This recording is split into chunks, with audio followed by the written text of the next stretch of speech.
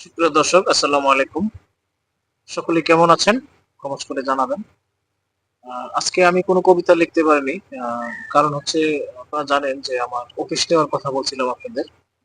তো সেই অফিসে কাজ করতে গিয়ে আজকে আসলে দুটো কবিতা লেখা হয় নাই। এই কারণেই আজকে কবিতা আপনাদের শোনাতে পারছি না বলে দুঃখিত। তো কবিতা একটা লিখছিলাম গতকালকে রাত্রেই, বাট ওইটা আজকে আর আমি বলতেছি না।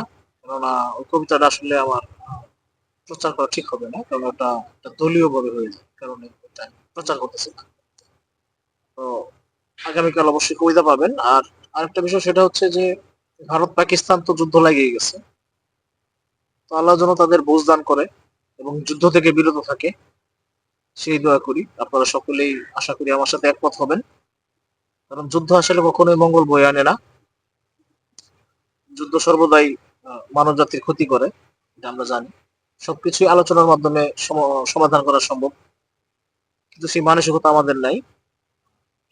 তো দোয়া করবো আল্লাহর কাছে যেন আল্লাহ তাআলা সকলকেই এই ধরনের মানসিকতায় পোষণ করান, যেন যুদ্ধ থেকে আমরা বিরত থাকতে পারি।